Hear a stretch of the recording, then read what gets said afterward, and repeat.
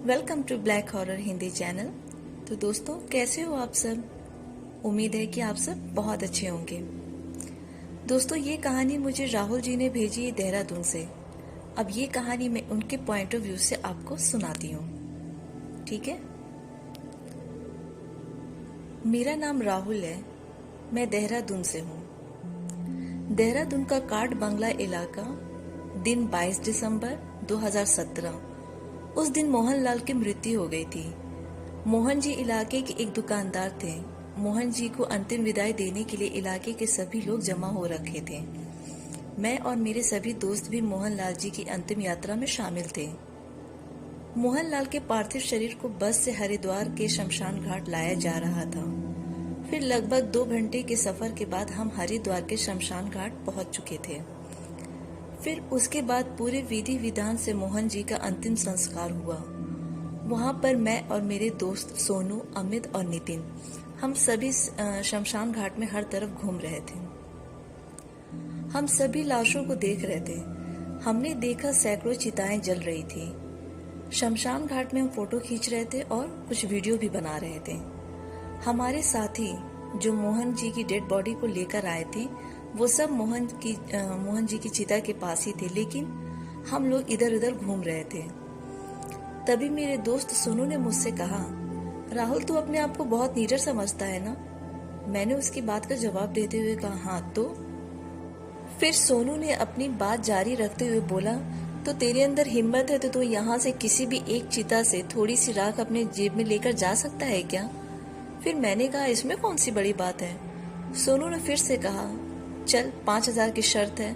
फिर मैंने कहा, ठीक है। इतना बोलकर मैंने फिर एक मुट्ठी राख उठाई और उसको एक प्लास्टिक की थैली में डाल के अपनी जेब में रख लिया। राख जेब में रखने के बाद मैं सोच रहा था कि अभी रखा है, थोड़ी देर में निकाल कर फेंक दूंगा, क्या हुआ। फिर उसके बाद हम सभी वहां से चले गए जहां पर मोहन जी की चिता जल रही थी। चिता जब जल चुकी थी, लगभग सभी क्रियाएं पूरी हो चुकी थी, तब साथ में सभी लोगों ने कहा कि चलो अब हम लोग गंगा स्नान कर लेते हैं। मैंने और मेरे सभी दोस्तों ने गंगा स्नान किया और सभी के साथ बस में बैठकर अपने घर रवाना हो गए। हमें घर पहुंचने में लगभग 7 बज चुके थे। खाना तो हम लोग वहीं पर सब खाकर आए थे और पता नहीं क्यों जब से हम वहां से आए थे तब से ही मेरे सर में हल्का हल्का सा दर्द हो रहा था। इसी वजह से मैं घर जाते ही अपने बिस्तर में लेट गया। लेटे हुए अभी मुझे 15 मिनट ही हुए होंगे कि मुझे ऐसा महसूस हुआ कि मैं बहुत सारे अजीब अजीब लोगों के बीच में हूँ और सभी लोग अजीब तरह की आवाजें निकाल रहे हैं। मैं अब बहुत डर चुका था और मुझे ऐसा लग रहा था कि कोई आग से जला हुआ आदमी मेरे पास खड़ा है और एक का तो सर कटा हुआ है। वहाँ जितने भी लोग मुझे दिख रहे थे वो सब अजीब हालत में मुझे दिख रहे थे। मुझे ऐसा लगने लगा जैसे मैं भूत परिजनों के बीच पूरी तरह से फंस चुका हूँ। पर तभी थोड़ी देर के बाद मेरी पत्नी मेरे कमरे में आई और मेरी पत्नी ने देखा कि मेरी आंखें बहुत अजीब हो रखी हैं और मैं बड़ी बुरी तरीके से अपनी पत्नी को घूर रहा हूँ। फिर उसके बाद मेरी पत्नी मेरे पास आई और मुझसे बोली कि राहुल, क्या हुआ, ठीक हो तुम? उसके इतना बोलने के बाद मैं जो नहीं बोलना चाहता था वही शब्द मेरे मुंह से निकल रहे थे। मैंने कहा, इसे लेकर के जाऊंगा, ये मुझे यहाँ लेकर के आया है, अब ये भी मेरे साथ जाएगा, ये भी मेरा अब हो जाएगा। मेरी पत्नी मेरी बात सुन के पूरी तरह से डर चुकी थी। उसने तुरंत मेरे मम्मी पापा को और घर के सभी लोगों को बुला लिया। मेरे पापा मेरे पास आकर बड़ी जोर से बोले कि राहुल, क्या हुआ, तू ठीक तो है? मेरे पापा के इतना बोलने के बाद भी मैं कुछ नहीं बोल पा रहा था। बस मैं सबको बड़ी भयानक निगाहों से देख रहा था। तभी पता नहीं मुझे क्या हुआ, मैं ऐसा कुछ करना भी नहीं चाहता था, लेकिन मेरे हाथों या मेरे शब्द मेरे कोई काबू नहीं था। तभी मैं एकदम से अपनी जगह से उठा और तुरंत अपने पापा का गला पकड़ लिया और फिर मैंने कहा, मैं सबको मार दूंगा और सबको ले चलूंगा अपने साथ। फिर उसके बाद मेरे पापा ने मुझे झटका और कहा, कौन है तू? फिर मैंने कहा, ये मुझे यहाँ लेकर आया था, अब मैं इसको लेकर के जाऊंगा। अब ये बस मेरा है और अगर हमारे बीच में कोई आया तो मैं उसे भी मार दूंगा, उसे भी अपने साथ लेकर जाऊंगा। मैं सबको मार दूंगा, आज मैं सबको मार दूंगा। उस दिन मैं ऐसे ही जोर जोर से चिल्ला रहा था। मेरे घर के सब लोग बहुत ज्यादा डर चुके थे। मेरी मम्मी भी मुझे ऐसे देखकर रोने लगी थी। ऐसे ही समय बीत गया और फिर उसके बाद लगभग 10:30 बजे जब मेरी हालात में कोई फर्क नहीं पड़ा, तब मेरे पापा तुरंत मोहल्ले के एक बाबा के पास गए और बाबा ने भी देरी नहीं लगाई, वो तुरंत हमारे घर आ गए। बाबा को देखकर मेरे मुंह से तुरंत मैंने कहा, या फिर ये बोला जो मेरे अंदर था, उसने कहा, सबको मार दूंगा आज मैं और सबको अपने साथ लेकर चलूंगा। मुझे ये लेकर यहाँ पर आया था, अब मैं इसे लेकर के यहाँ से जाऊंगा। ये अब सिर्फ मेरा है। मेरे इतना कहने के बाद मैं अपना सर बड़ी तेजी से दीवार में मारने लगा। तभी बाबा ने तुरंत मेरे पास आकर मुझे पकड़ लिया और बड़ी जोर से चिल्लाते हुए कहा, कौन है तू और कहाँ से आया है?